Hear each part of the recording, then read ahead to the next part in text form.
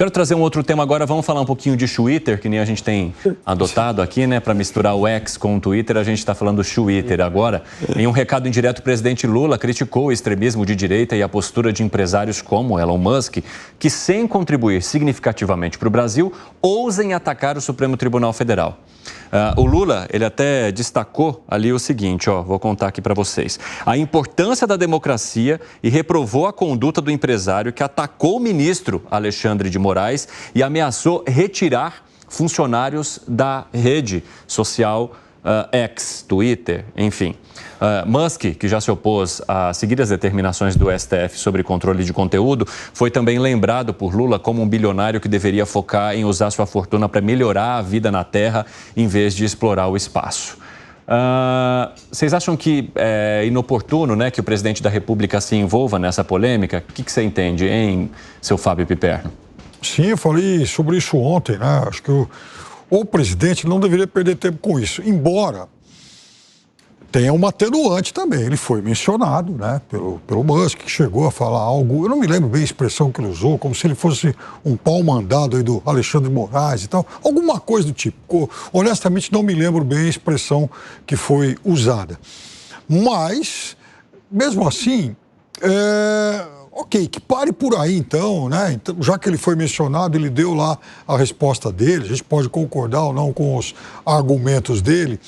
E se o Elon Musk usa o dinheiro dele como ele bem entender, se ele quiser ir para o espaço, vai, se quiser ir para o subsolo também. Aliás, ele se interessa bastante pelo subsolo, especialmente lítio, né? A gente não pode esquecer disso, a gente tem falado muito pouco sobre, né, esse detalhe em toda essa confusão, mas, de qualquer forma, é uma questão a ser tratada entre o STF e a empresa do empresário Elon Musk. Não precisa do presidente também se inserir nessa barafunda toda. Gostei da risadinha irônica. O lítio, você é contra a eletrificação? De forma nenhuma, não. Aqui foi uma risadinha levemente encaixada naquele momento. Né? Ele não tem tido muito sucesso em adquirir, por exemplo, minas de lítio aqui no Brasil. Mas isso a gente conversa depois. Ô, Luiz Felipe Dávila, de que maneira que você analisa esse movimento do governo federal em torno dessa situação? Porque, além das manifestações do presidente da República, houve também aquela reunião com o ministro da Justiça, Ricardo Lewandowski, para se falar da atuação da rede social em relação aos ataques do 8 de janeiro e as provas que se teriam sobre imagens e também sobre essas atuações. O governo está tentando se aprofundar demais num tema do qual ele deveria apenas assistir. Aí eu vou te fazer essa pergunta. Apenas assistir? Para fazer o nosso Fábio Piperno aqui.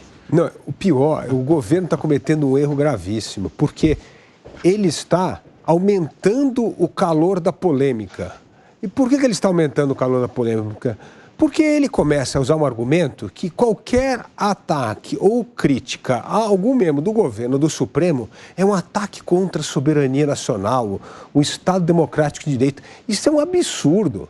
Há um embate entre o Elon Musk e o Alexandre de Moraes numa questão de extrema importância para a sociedade. E quando se trata de tudo como ataque à soberania nacional, parece que nós estamos querendo desviar a atenção da real questão que está em jogo. A real questão que está em jogo é se o Supremo Tribunal Federal, que é o guardião da Constituição e da lei, está usando de métodos, vamos dizer, pouco republicanos para cercear a liberdade de expressão. Essa é a questão gravíssima e que nós precisamos saber claramente o que ocorreu e o que vem ocorrendo. Se existe alguma forma de coerção às redes sociais para que haja como censores, e censores de acordo com a ótica do que é certo e errado de ministros. Isso está errado, isso não tem nenhuma lei no Brasil que diz assim, é o ministro do Supremo Tribunal Federal que decide no Brasil o que é verdade, o que é mentira, o que é certo e o que é errado. Não existe isso. Então, essa é a questão muito delicada, que é a questão central neste embate entre Elon Musk e o ministro Alexandre de Moraes. Todo o resto é perfumaria para tirar a nossa atenção deste foco. E este é o foco que todos nós, cidadãos, queremos saber a resposta. Se houve ou não coerção a liberdade de expressão, porque isso chama-se censura. Agora, 4h24, o pessoal da rádio vai para um rápido intervalo, daqui a pouco espero vocês.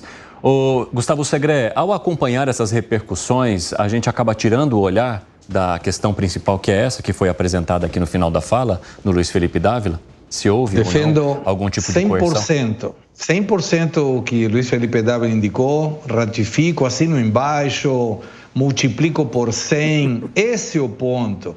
O presidente estaria precisando de uma assessoria, de um community manager, para explicar que não vale a pena entrar em méritos que não são importantes, sobretudo quando tem outras coisas tão importantes no país acontecendo. Uma crítica, quem quer que seja, mesmo que seja uma crítica subida de tom, é isso, é uma crítica. Não é uma acusação, não é confrontar a lei. E cuidado, porque Elon Musk não é burro, né? O cara não chegou aonde chegou fazendo besteiras.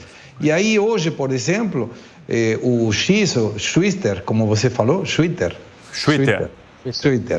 O Twitter subiu aí quais eram os perfis bloqueados, mas sem conteúdo. Então, de alguma maneira, não está contrapondo a determinação judicial de liberar os conteúdos daqueles perfis que tinham os conteúdos bloqueados, mas habilitou a possibilidade de que cada um saiba quem eram esses perfis que foram bloqueados a pedido do TSE na época.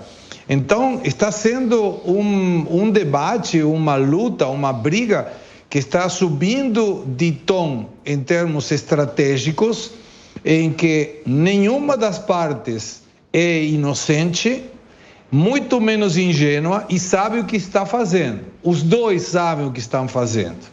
E isso pode deparar numa questão que é o que interessa a todos. Todos nós temos interesse, não estamos preocupados se Elon Musk vai para o espaço, vai para a Terra, vai para o lítio, como muito risonhamente sugeriu o Piperno, e com razão.